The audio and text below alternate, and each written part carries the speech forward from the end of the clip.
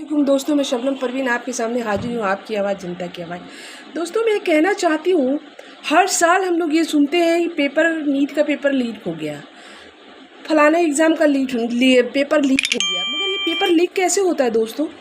System में बैठे हुए लोग ही इसको लीक करवाते हैं, क्योंकि उनको ही पैसा का बहुत हवस होता है। तो जो लोग पेपर लीक करवाते हैं और बाहर निकल के पेपर को बेचवाते हैं, लाखों लाख रुपया में पेपर बिकता है। ये बड़े बड़े जो ऑफिसर हैं, WBS ऑफिसर है, NSA, ये सब जितने बड़े बड़े ऑफिसर लोग हैं ना, उन्हीं लोग का ये काम होता है। वही लोग ये सब पेपर को लीक करवा कर अब बाहर में बिक्री करवाते हैं, लाखों लाख रुपया में। मैं तो कहती हूँ पेपर लीक होता है, उसके बाद उसको बेचा जाता है। मैं तो कहूँगी कि पेपर लीक करने वाला भी उतना कसूरवार है, और पेपर लीक करके वो पेरेंट्स भी उतना ही कसूरवार है जितना कि वो जो पेपर खरीदता है, कि उनके पीछे लाखों लाख बच्चे खड़े हैं एग्ज़ाम देने के लिए। वो अपने बच्चों को डॉक्टर बनाने के लिए, जाली डॉक्टर बनाने के लिए पेपर खरीद लेता है, लाखों लाख रुपये में पेपर खरीद कर, और अपने बच्चे को सोचता है कि मैं दे दूं ताकि वो एग्ज़ाम में पास हो जाए, नीट का एग्ज़ाम पास कर ले और उसके बाद उसको MBBS में एडमिशन मिल जाए।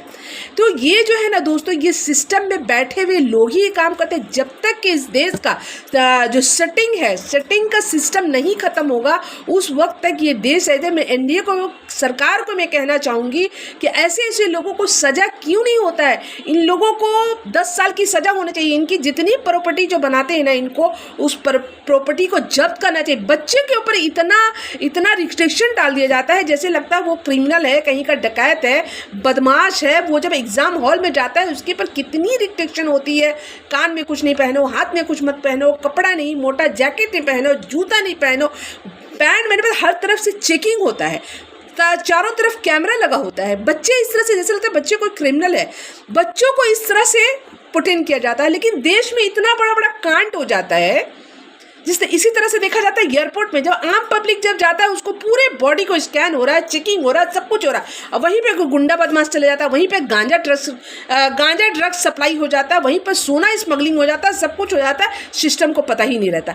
परेशान किसको किया जाता है? सिर्फ आम पब्लिक को, आम इंसान को। आज जो देखिए करोड़ों रुपया जो एग्जाम में खर्च होता है, ये किसका है? पब्लिक का पैसा है, हमारा टैक्स का पैसा जो सरकार खर्च करती है। अब दोबारा से एग्जाम होगी, दोबारा बस पब्लिक, अब सरकार जो NDA की जो सरकार है, पब्लिक को इतना दिलासा दे रही कि अब एग्जाम होगा, दोबारा से फीस नहीं लगेगा। सिर्फ फीस नहीं लगेगा एग्जाम का, रजिस्ट्रेशन फीस नहीं लगेगा, बाकी अदर्स खर्चा जो जाएगा बच्चा एग्जाम देने के लिए, पढ़ने के लिए, दूर सीट पड़ता है, बस का भाड़ा है, अगर वहाँ पर रहना, कभी कभी ऐसा होता है दूर सीट पड़ जाता है, तो वहीं पर आदमी, जब एग्जाम होता है तो वहीं पर आदमी स्टे कर लेता है, होटल में रह जाता है, कहीं पर रहता है, खाना पीना सब, ये सब कौन देगा? सरकार तो ये पल्ला झाड़ ले कि रजिस्ट्रेशन फीस नहीं लगेगा। सिर्फ रजिस्ट्रेशन फीस देने से मसला हल हो जाएगा। ऐसे लोगों को सज़ा क्यों नहीं होता है? ऐसे लोग को देखा गया है, सिस्टम में बैठे हुए लोगों को सज़ा होती है, 1 साल की सज़ा, और पल्ला झाड़ के निकल गए, पब्लिक जनता भूल गई, आंदोलन हो गया, ख़त्म।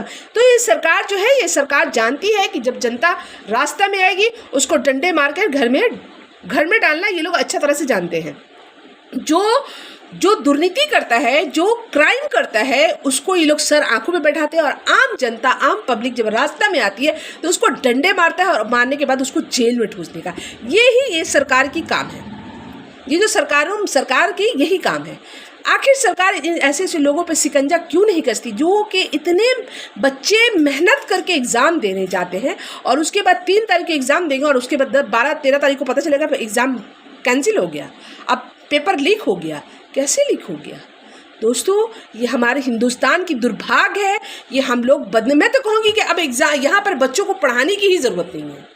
अगर किसी को अल्लाह ने हैसियत दिया अपने बच्चों को बाहर भेजो पढ़ने के लिए, इंडिया का जो शिक्षा का जो मैंने पढ़ाई लिखाई का एजुकेशन का सिस्टम को जिस तरह से एकदम बिल्कुल तहस नहस बर्बाद कर दिया गया है, मैं तो कहूँगी अब अपने बच्चों को, अगर आपको ऊपर वाले ने अगर दिया है, एकदम इंडिया से हटा के बाहर भेजिए। चाइना भेज दिए पढ़ने के लिए, सिंगापुर भेज दीजिए, अमेरिका भेज दीजिए। लेकिन हर इंसान के पास तो इतना रुपया नहीं है जो अपने बच्चों को बाहर भेजेगा। जैसे इस हिंदुस्तान का जिस तरह से सिस्टम, हर एक चीज़ का सिस्टम कर, आप देखिए हॉस्पिटल जाइए, हॉस्पिटल का वही हाल है, सरकारी हॉस्पिटल का वही हाल है, बद से बदतर। इसी तरह खान सर एक हॉस्पिटल खोले जहाँ पे 35-50 रुपीज़ में सोनोग्राफी होगा, ECG होगा। एक मंत्री जी आके बोले खान सर हैं, उनको पढ़ाने का काम है, वो अपना पढ़ाए। ये सब डॉक्टरी मसले में क्यों कब तक वो 30 रुपया और 25 रुपया दे के इस तरह से एक्सरे और सोनोग्राफी कराएंगे। मतलब अगर कोई बंदा आगे भी आता है तो इन मंत्रियों को वो भी खलबली हो जाती है। तो मैं दोस्तों, मैं अपनी बातों को ख़त्म करूँ, मैं तो कहूँगी सरकार से, मैं अपील कर एनडीए सरकार से, अपने वज़ीर आज़म से अपील करना चाहिए, ऐसे ऐसे लोगों को जेल में ठूसना चाहिए, इन लोगों को उम्र कैद की सज़ा होनी चाहिए और इनकी बनाई हुई प्रॉपर्टी को जब्त करना चाहिए। अल्लाह हाफिज़।